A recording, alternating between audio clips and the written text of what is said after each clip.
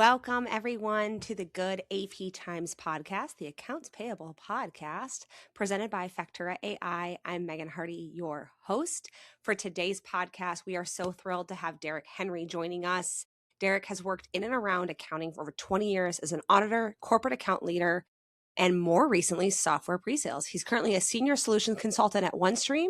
On the side, though, his business called ExcelEvate. Derek helps accounting and finance teams optimize their processes in Excel and beyond with training, tools, and consulting projects, focusing primarily on the restaurant industry. He's super passionate about efficiency, accountability. He is a certified CPA and a certified fraud examiner. He lives with his family in Arlington, Texas, actively involved in church, disc golf, softball, and has fun with his family. And what I love and why we have him as a guest today is he is super knowledgeable about AI and has taught AI classes all around. So Derek, thank you so much for joining us today. My pleasure. Thanks, Megan. Love to kind of hear from you as we kind of jump in. What are you seeing? You're seeing a lot of trends right now when it comes to AI. You're seeing a lot of trends when it comes to people looking for new ways for efficiency. What are the biggest things that you're seeing effective today when it comes to AI? This is the biggest fundamental change we've seen probably in our lifetimes. I mean, there are people, I want to say Google's founder or somebody that's like that said this is like the biggest technological change since electricity. And in some ways that's a stretch, and others I'm like, I don't think it is. Is it bigger than the internet? I don't know, because it kind of takes the internet to run. Yeah. So some things I'm seeing, and I'm by no means a huge expert. Like, I'm not digging into things as deep as some people, but I do try to stay on the cusp of technology just because I'm lazy, but in the right way. I try to do things efficiently. So I was asked to teach a couple classes on AI. So every once in a while I'll do that for like a partner firm that's like, hey, can you teach an hour over the lunch hour? I'm like, perfect. Yeah, that's fine. I'll block that off. I mean, I've done this on AI and Copilot recently. So it's about understanding the power of prompting. I mean, that's like a career path for people is really doing that. And some people think it's just Google. Like, no, the more context you give it, you can give it some files to analyze and stuff. There's so many things you can do with that. The most impactful ones, like examples I've seen personally, are I'm in Excel all the time, if it's not obvious from the name of my side business. And I've written some insane formulas and a few macros here and there, but just asking, hey, what's this thing? What's the best way to go about this? Can it help me troubleshoot this? And it's scary how good AI is at this. It's not perfect. It's far from perfect, but if it gets you 85% of the way there, that's a huge win. So I'm seeing it in that ways. And then my day job was with a company called OneStream. We do accounting, like consolidation, planning, close management, reporting is really cool. We're going big on AI like every other software company is. And it's right now the trend is agentic. So it's about, here's all this data we have. How can we use agents to kind of go out there and search for all the data, ask it a question like, which of my contracts have discounts? Or do I have leases that are coming up soon? I need to make sure to exercise. Or, where are there some differences between data that I have that's structured and those contracts? Or build me a report on the fly. Really cool stuff that people don't do as much now because it takes so much time. And I think that's where the value of AI is, in layering it on top of purpose-built software to save time, to reduce errors, all the things you want in a software. So I'll kind of pause with that. Derek, I think something that a lot of people I'll be transparent. The AI wave is a bit overwhelming for a lot of people. And people are treating kind of this every single AI similar in some ways and not really realizing the difference. What is the true difference between something that's agentic, you use the term agentic versus traditional versus there's 10,002 terms out there right now, LLM, AI, all this stuff. What really are those key terms that you think people should be looking for when they're kind of deciding where they want to start or where they need to be maximizing their tools? So it's a great question. I cover this in one of the courses I've taught. Like, let's go ahead and start back. Like, what's a brief history of AI so we're all grounded in talking the same language? Because if we don't, then you're going to leave confused. I mean, if you think about AI, it goes all the way back to like when a calculator was built. Technically, if you look at artificial intelligence, it's a machine doing something a human can do. If you want to get really basic, you go there. If you want to kind of take a step back, and then machine learning kind of takes that a step further. More recently, it's learning and introducing new variables into the factor and then decisioning differently based on that. So like from Factura's perspective, bringing in invoices and seeing new structures that might happen there, machine learning can be leveraged to then adapt to things that change, within kind of a safe playground to some extent. Maybe that gets better someday. Now you got machine learning in there. And then when ChatGPT released publicly 3.5 years ago, that's when the world just kind of went crazy. And everyone's like, oh, we got AI. We're an AI-driven company. We're an AI-native company. It's all BS if you ask me. AI has been in the mix. Like at OneStream, we've been doing it for over 10 years. It's just now it's sexy to talk about it. So it's so many people, or it's a Me Too thing, I feel like. So when you're going in, you're evaluating software, you really need to understand what makes yours AI driven, or what features do you have, and focus on what's impactful, what's relevant, and what really is truly AI. What is, think about the big one right now is generative AI, that and agentic. So I can give instructions without knowing the structure behind it in real language, like build me a report that uses these variables, that uses these dimensions, this time period, whatever, compare it to this, and then have kind of a conversation around that, because the previous parts of the conversation become a part of the context. You don't get that with Google. That's what's amazing about this. So that's kind of, if you have those things in there. And one of the examples I give whenever we do, like, hey, summarize what's happened, like why is my budget off or whatever, I will use an example. I inject humor wherever I can because it makes it memorable and breaks up the monotony. Yeah. I'll say, here's my prompt: respond as a pirate. Two things, right? It's fun. And one guy thought I said parrots. We had even more fun. We tried that and it worked. He gets it, but the fact that it understands the context of a pirate, and I'm like, now here's why I would really use this. Tell it to me like I'm a fifth grader. Tell it to me like I'm the CEO of a Fortune 500 company. Tell it to me like I'm a cost accountant. Yeah. And it's scary that it understands these things. So that's more Gen AI. On agentic, it's more, what you're looking for is, we're going to basically onboard this bot, give it certain permissions to go out there and do some things that are beyond just the one prompt. Like it's going to go process more than just one little prompt. It's going to go out and do some stuff, maybe build some things for you. Maybe you're giving it permission to actually make edits, not just query information. So it just takes it a step further. I mean, compare it to, like, someday we'll have self-driving cars. That's going to be probably many agents working together with external and internal information to make sure you get where you're going safely. So that's why I'd look at it. I think that external and internal information is really key too, and like also what AI can and can't do. We were all having a conversation internally today at the company. That was a post that was talking about AI, and they put it into certain models, aka ChatGPT, and it couldn't do certain historical precedent models because, and the biggest thing is that you can't really enforce never do this in an LLM. It has to be built into the back model of it. So I think that's a really interesting thing. When we think about finance, which is a exact science in some ways, what do you think AI, how does the data ultimately impact finance? Like, how does AI really impact finance? The higher quality your data, the more data you have, AI thrives on it. Like you and I, our brains start to explode after like 1 or 2 pages in a spreadsheet. But AI is like, give me more, give me more. It's using both the internet and what you have internally if you've turned on like internal modes. And it's using all of that to surface up something, right? So where I'm finding with finance is you have a good data layer, and that's something we really promote and reiterate at OneStream, is the foundational data layer. The financial intelligence is built in. AI just lives on top of that. So it just extends this purpose-built software that we have. And if you don't have good structure, it's going to hallucinate. And that's why you're seeing in some areas people are probably overusing AI too much and relying on it. I mean, you see like one of the big four down in Australia, like just published a report without reviewing it. And wow, we saw a backlash from that. Took us a few steps back, probably in some good ways. But I think the idea is, one, you got to be transparent. You got to say, hey, this is how we're using AI. And if you are using it for these crazy calculations like we use at OneStream for forecasting, you need to make it transparent. Like, here are the models that are used. Here are the influencers that are being used in that. Supply your own data if you want. And really help people understand the data, not just build it and build it quickly. Like, some of the people are realizing, like, oh, I didn't know that was what was really driving my sales and my traffic more than that one thing. We thought it was seasonality. No, it's affordability. Duh. So you learn things like that.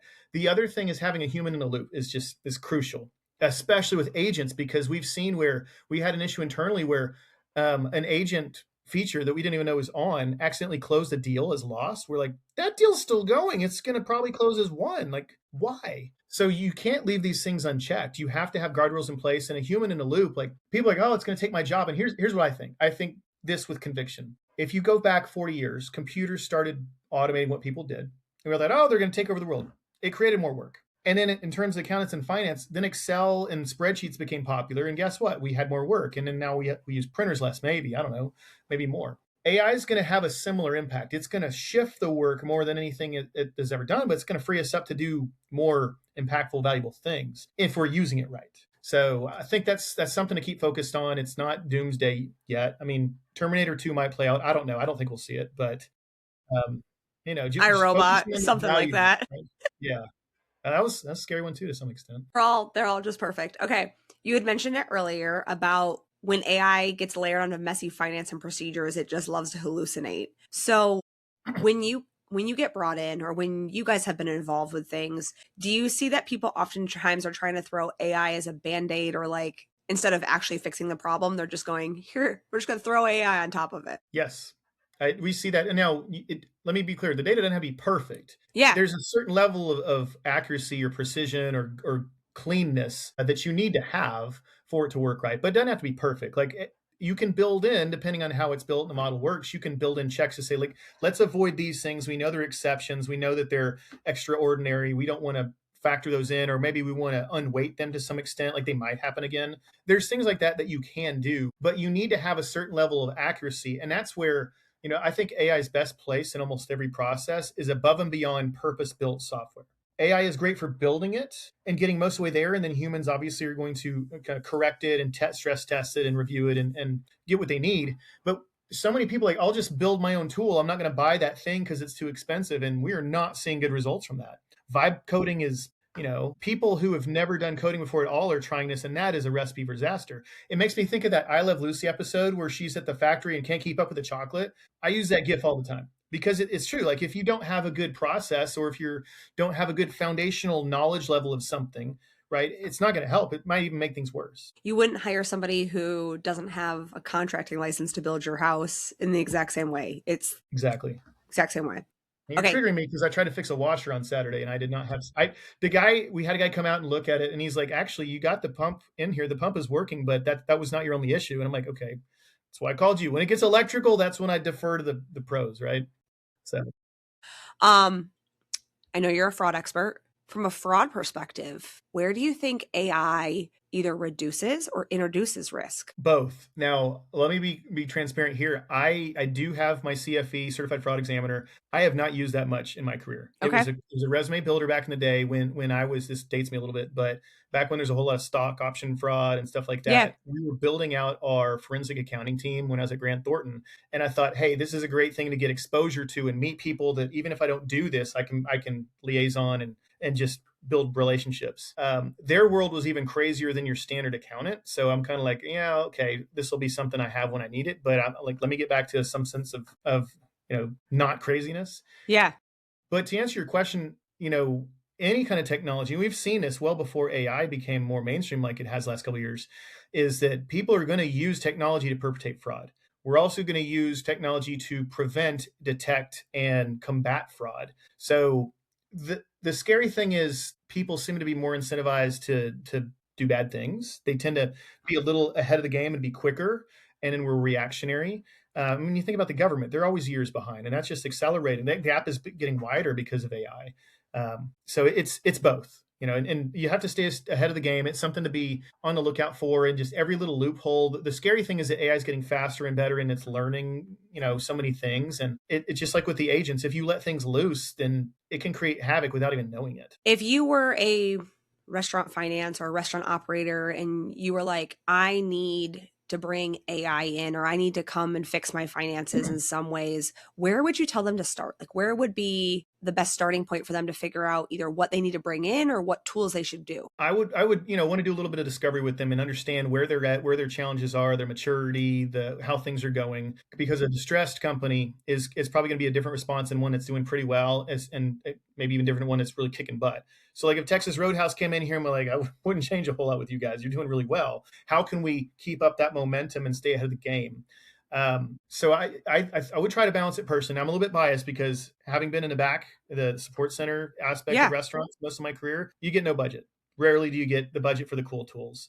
Shameless plug there for Factura, because I think it would have been amazing in all the ways that I, suffered through very manual AP processes back in the day. Yeah. So I think, where are you really struggling in your business and focus it there. So like AP being a really good example. Well, this is going to free up your people to manage relationships and develop people and can catch their breath a little bit, not have to worry about what happens if that overworked guy quits, because then you're going to be really, really in a pickle. To keep things very PG. To support the restaurants themselves, It's all about predicting traffic flows and right sizing your staffing and your costing and keeping ahead of trends. Like, hey, we're going to have a really tough time finding beef. Maybe we need to add a supplier. Just as an example, I think those are a couple. But then I think here's an underrated thing I bet is not done very much in restaurants. And we've been using this internally here at OneStream, is using AI for role play. We're in front of people a lot. So it's like, am I articulating the benefits of our software and uncovering challenges effectively? So we had a guy named Larry. He was our fake CFO. And Larry did not being interrupted, and Larry liked to ramble and all these. Yeah, they put in some like very common human, I don't know, characteristics, maybe flaws. Yeah. I don't know.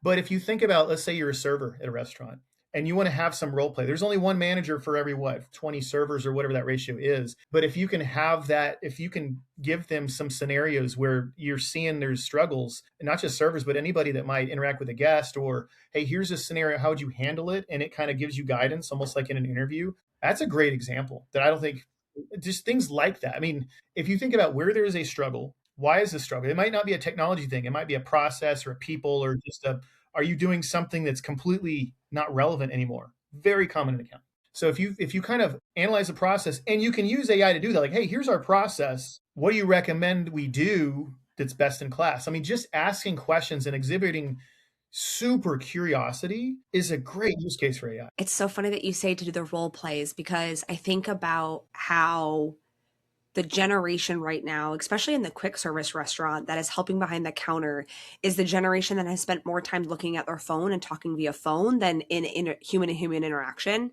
And so my husband and I both grew up in the restaurant industry, and we say it all the time. It's like there's that loss of the human aspect of the restaurant and the customer aspect of the restaurants, just because we are so technology driven, and we'd rather look at our phones and look eye to eye, look at eye contact, right? I think that's something that's so crazy to think about, to use it to practice. How do you greet a guest? How do you handle a problem?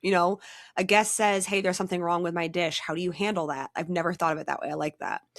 Where, in your experience, kind of in the restaurant industry, where do you think AI won't work? We've brought this question up in previous podcasts, and we've always had kind of a funny conversation about it. So where do you think AI won't work? You kind of just touched on it, the human element, that connection, like having a warm personality, greeting people. You don't know how their day has been.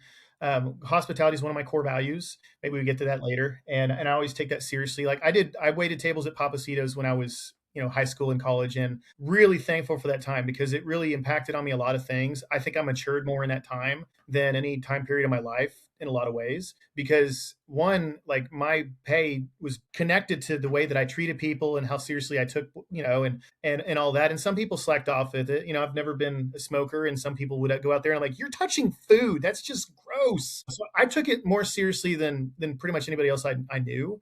And my dad was like, yeah, you're going to end up in sales someday. And I don't know how he knew this, but now I'm in pre-sales as my day job, and I love it. And who'd have thunk it? Maybe I should have done this sooner.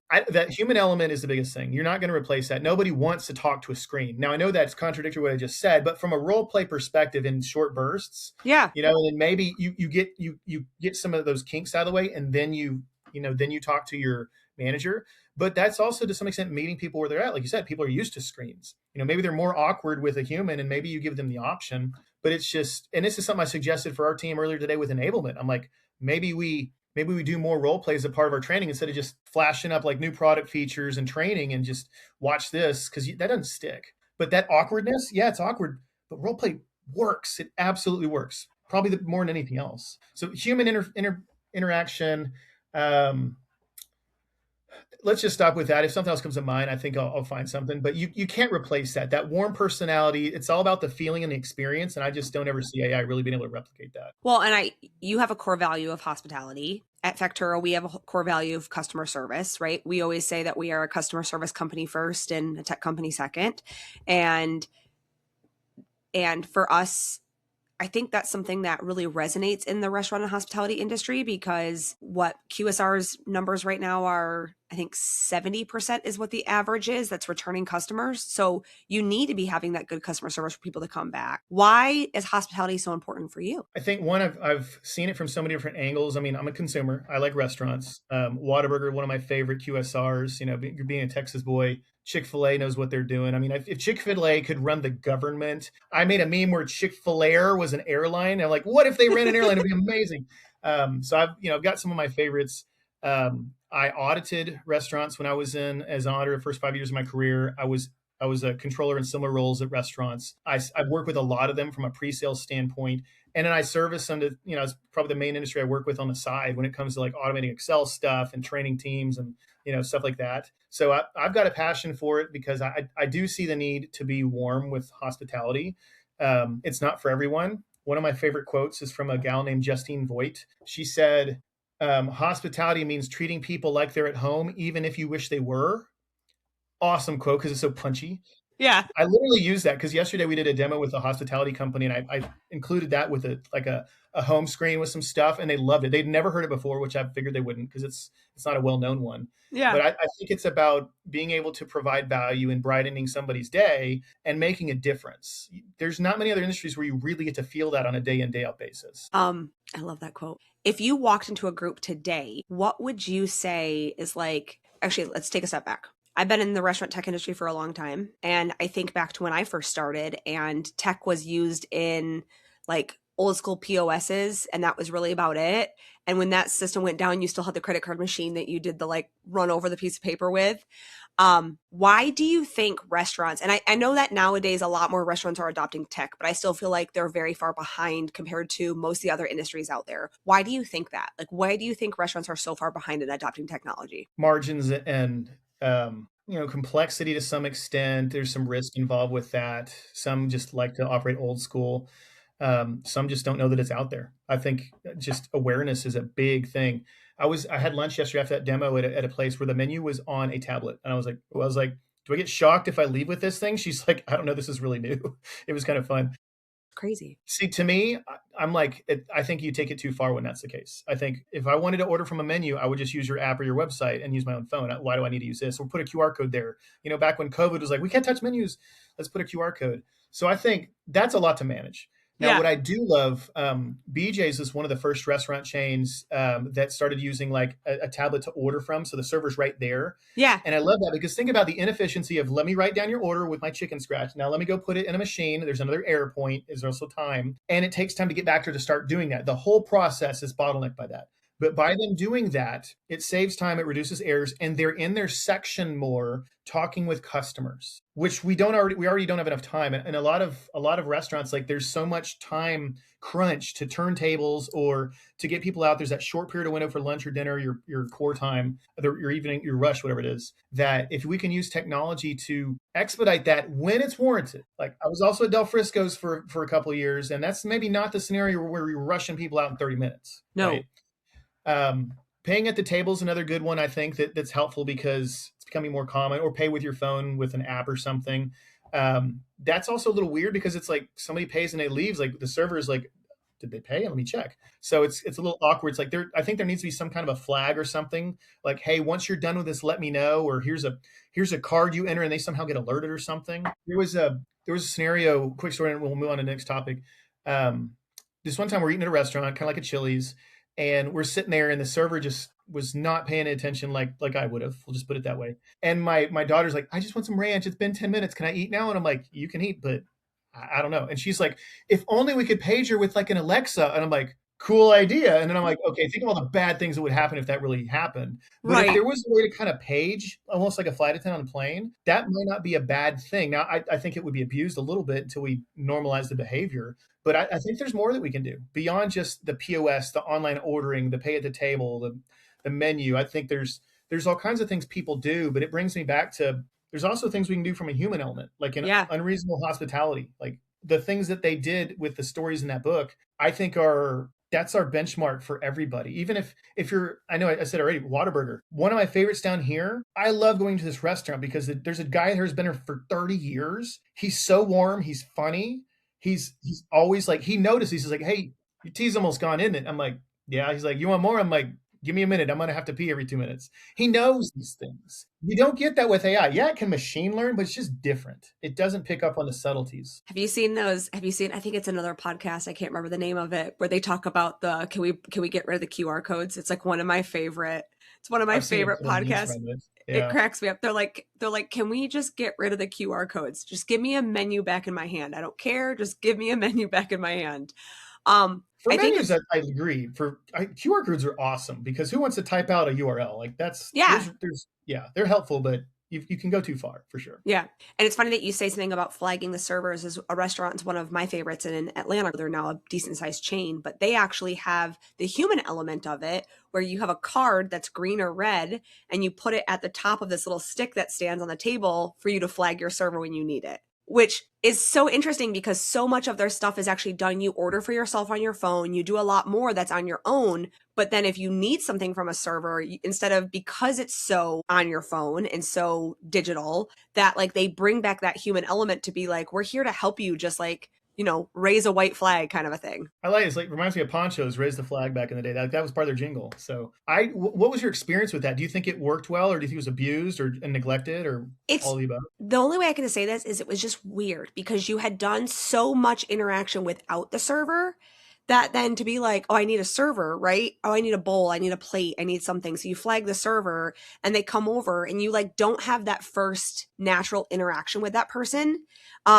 Again, one of my favorite restaurants of all time, so I can't really complain. And it's still, I think, amazingly efficient because what I like about it is that they don't have sections, they don't have servers, they have people who are just walking around the restaurant helping you. So it's like, it's not like, oh, my server is over there with that table, I have to wait till she's done, or my server is right now bussing that table or running that food or anything like that. It's just, if I put that flag up that says I need help, the first person to get to me is going to give me service. So I think it actually helped give you quicker service. It was just not that one-on-one interaction, if that makes sense. It makes perfect sense. And here's a tip to all you full service restaurants out there. The buddy system, like helping the section next to yours, was a big part of my success. The floaters, yeah. I would pay somebody $5, and all they would do when they didn't have a task right then, as they come through with tea and water, I'll give you $5 a night. Best investment I made. It turned into 20 or 30 bucks in tips. Easy.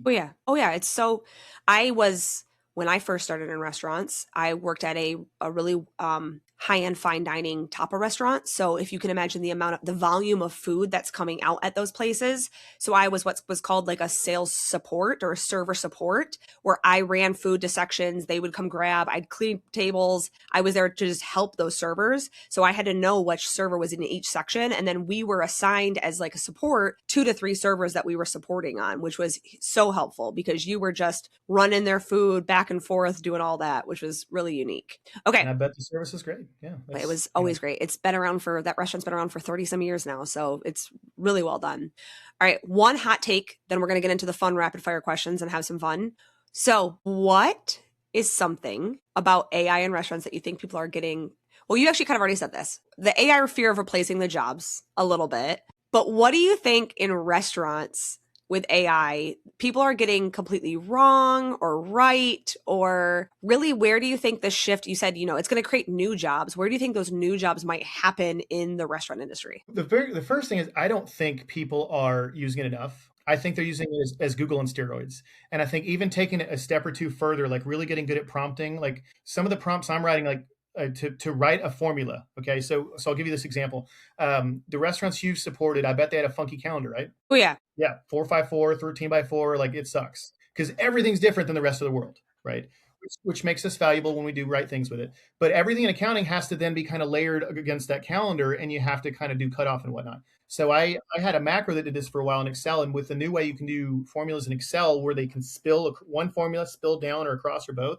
Yeah. Mind blowing. Most people don't know this. Yeah. I'm recreating things like that where you give it a couple of inputs, like what style, what month is it in, what day of the month, is it closest to or the last one, like all those variations I've seen over the years.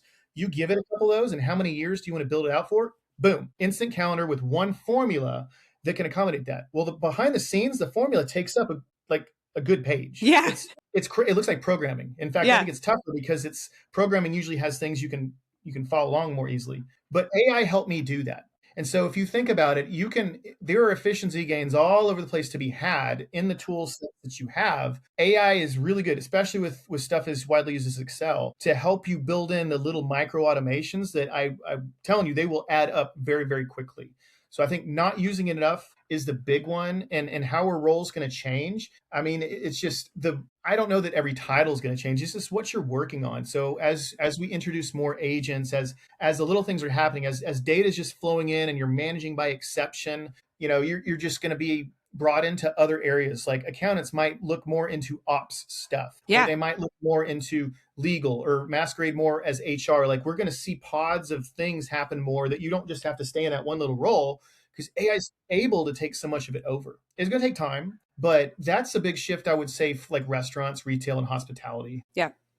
Okay, I lied. One more question because I'm curious. If you were to teach, you teach AI classes, you do all of that. Someone is maybe in finance and they're like, I want to know how to start my education on AI. Where would you tell them to go first? Like, where is the best place for them to learn? There are several free courses. Google's one of the best that I've seen yet. I haven't taken the whole thing because it starts very, very basic and I'm kind of in the middle. That is just like AI competency. So it gives a little background. It's like the 1 hour that I teach, or hour and a half, depending on what the audience is. That stretches out more and it gives you some examples. So I think something like that, and commit to learning a few things. So when I teach this, and I'm actually going to teach in a workshop here in a few weeks to a group over in Florida. I've got several examples we're just going to use to go through. Like, hey, AI, tell me the biggest things based on my email and my calendar that I should be focusing on over the next week. I mean, that's something that can take you an hour to comb through, depending on what your goal is. AI can do it in seconds. So it's those things like that. You have to have an awareness of what you're doing and where the opportunities are to get better, to make less errors, to do it more efficiently, and stop doing the Sally method, same as last year. Like you got to commit to change, and you can do a little bit at a time, like little things. They will add up. And if you are aware, if you stay aware of what those changes might be or those opportunities, then AI is just another tool in your tool belt to take advantage of. I love that. All right, rapid fire on the fun question. What's one restaurant trend you secretly think is overhyped right now? A trend that's overhyped? I don't think everybody needs an app. I think app versus really good. I'm so tired of all the apps. I've got so many of them on my phone now. Yeah, my phone ran out of space, and so I went into like discard things I haven't used in a month. And unfortunately, like Chipotle was one that was like, oh crap, this is one I do use every month or so. They don't need apps, right? We can have really good mobile websites that look like an app. That works fine. Like I don't need to download the whole freaking app every time. Like those two screens and saving my order, I love that. Like don't get rid of the account, the login, the loyalty. Those are all good things. Yeah. But I don't think that we need to do that. I also think like advertising on social is above and beyond. It's a little too much in some cases. God, what other trend? I don't see any really bad trends right now. I think that there's some Me Too, like the burger trend on social the other a couple months ago. Yeah. Like some of the memes that came out of this were epic, but sometimes these things just they go a little further than they need to. I can't think of any other that are big right now. At times there are like, everybody's trying to do the same thing here in this like menu item. Like, no, it's like do your thing. Like focus on what you're good at. Be a Canes, basically. I love that. All right. What's one small detail in a restaurant that immediately tells you this place is run well? It's clean. There's not crap on the floor. There's not half the tables aren't just dirty. The bathroom is something I wouldn't mind like actually using and holding my breath, having to hold my breath. Just the cleanliness, the friendliness. I'm going to give you more than one, but the friendliness of the staff, like they'll actually greet you with, I mean, it's amazing how far a smile goes. Like it takes such little effort to do that, but still more often than not, they don't. I think those are the big things. We could go on for that one for 10 minutes, but those are just those two things: cleanliness and a smile, friendliness. Yeah. You mentioned Chick-fil-A earlier and how Chick-fil-A could rule the world. One of my favorite memes. I lived in Atlanta for 6 years, so very well versed in everything that's Chick-fil-A. And one of my favorite memes of all times is Chick-fil-A could give you the wrong order and you'll say thank you because of how friendly they are when they give it to you. They're like, here's your have a blessed day. You're like, man, I so wanted this is what I definitely wanted for lunch. Yeah. It's part of the experience. The funniest AI response you've ever got while trying to learn it. Oh my gosh.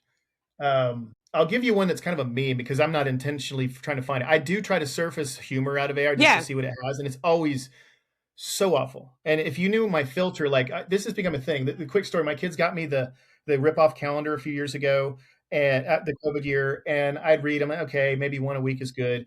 And all of a sudden, I'm waiting on to start a demo with the sales rep, just us two on Zoom, and I'm losing my mind laughing. It was really funny, and it wasn't that funny, but it was funny. And the guy's like, pull it together, man. We got to do a demo. And I showed it to him on the screen, and he's like, you got to lead with that. And I'm like, you mean share it with them? He's like, they're not going to pay attention. He's like, I bet they will. And they did. And so now it's a stick. Like I noticed as I start to do that, people are more engaged. They realize this is not going to be boring. Sometimes I'll threaten them if they don't respond with more of them, or say, hey, you can earn more, depending on kind of look at it. It's become a thing. And so I have the database pun there. I started with a spreadsheet. Now I put it on my website, as you I think you saw. And the thing is, like, AI is terrible at this. Rarely do I get something that I would put through there. And I put maybe 5% of the ones I hear on there. My goal is to get to 10,000. I'm like 40% of the way there. One thing I thought was really funny is when somebody said, and this proves that AI is what it is, said, hey, I got to get my car washed. The car wash is like 200 yards away or a mile away or whatever it is. It's like, should I drive or should I walk? And for the longest time, I think now AI has learned from this. It's like, oh, well, you should walk. That's not very far. And it's like, how am I going to clean the car? That's stupid. I think that's a funny meme with AI, but there's a whole bunch. You can. It's not short for content if you want it to be. Right. One way you use AI in your personal life that you think is unique. Unique? Or different or fun. Fun. I mean, we're doing a trip to Hawaii later this summer. So we used it to kind of scope out like where are the best places to stay, what are some things we absolutely have to do. So I think trip planning is a good one people do. I will share one that I think might be unique. It is more professional, but I'm convinced that AI helped me get a job, not my job, but my previous one. I was at Workday as an SC, very similar to what I'm doing now, but much broader platform. And one of my buddies that was there, he kind of gave me kind of some pointers. He's like, you're going through your panel interview, so here's what I would do. He's like, absolutely use AI to help you prepare for that. And I was like, really? And he's like, yeah, I know you know your stuff. You'll be great, but use it and tell them you used it because they will eat it up. It's big. It's the sexy thing right now. So I had my content, and they gave a prompt was very their company and stuff. It was the industry I was supporting. It was the software. It was the company. So I said, hey, AI, you are the CFO at a bank, and we're trying to pitch this part of Workday. And let's assume that your challenges are these. Like, what are the topics that I should make sure to cover? Not in a demo, just a presentation, value points, right? Well, I had 5 as I think that was what they're expecting. And I had cut that down from 10. And in AI, most were redundant, but there were 2 that were interesting. I said, I didn't think about that. And one I swapped out. And I told them this, and they all leaned into their. You could all kind of see the body language change. Like, that's the way we want this to happen. Now, would I have still gotten a job? I don't know. But I think using AI as a completeness check in all ways, like, hey, here's something I'm dealing with in my life. How should I be going about that? Or hey, I got a kid that's about to go to college. Like, what are some things we should probably think about to best prepare them in these areas? I have done something like that. I think as a completeness check, that's where it's wonderful. But then it retains the context. So if you want to take it a step further or pivot a little bit, it kind of understands where you've been. So I love that. All right. And then we have to actually ask before, because of ExcelEvate, favorite Excel trick. Favorite Excel trick? How much time do we have? All right. As quick as you can. Yeah, hundreds of them. In fact, if you go to my website, the kind of thing you get when you sign up for my newsletter is 105 Excel tips. And I try to make them somewhat unique and lesser known. Like, it's not just, here's 100 shortcuts. No, that's all over the internet. This is other stuff. There's not even any specific shortcuts in there. Now, if the trick has a shortcut, I label it, but that's not the point. So there's a shameless plug for that. I built a tool that I think is like the mother of all hacks. So with this tool, you fire it up with a shortcut, and it shows you, and maybe we'll put a link in the comments if I can find one from YouTube, where it'll display a search prompt. And I'm big on search suggestions, like Google. You start typing, it gives you matching suggestions. This thing will search for macros because I have hundreds of them. So run without even needing a shortcut. So you kind of now have shortcuts, everything. It'll search files across all the ones you've opened in the last however long you want it to look. It will find sheets. If you have a big sheet like restaurants have, like one for each restaurant, 50 to 100, range names. And then lately, you can build your own functions, like the one I mentioned, the fiscal dates. If you have your own library of functions, and I have about 100 of those now, you can search for those. So one search box, it tells you what they are. And as you cycle through the different types, it adds different context. I use that hundreds of times a day to just do the next thing. So that's a custom thing. Again, kind of a shameless plug, but I think people are not like me, and they're not as lazy as me. It's like, I don't want to keep doing this the same way. I want a shortcut to save that precious brain power to do something valuable. Anything that does that is an Excel tip in my book. And if you didn't see the link below, it's right down here. You can check out and get all those great tips from Derek. Derek, thank you so much for being here today on our podcast. It was wonderful. We really appreciate you being here and talking through all the fun things with AI. I think, like you said, it's the hot, sexy topic right now. So it's what everyone wants to know and wants to learn, but it's almost overwhelming because if I try to Google AI, I think your computer actually explodes at this point in time because there's so much information. So really appreciate it and appreciate everyone for tuning in. Obviously, tune in next week.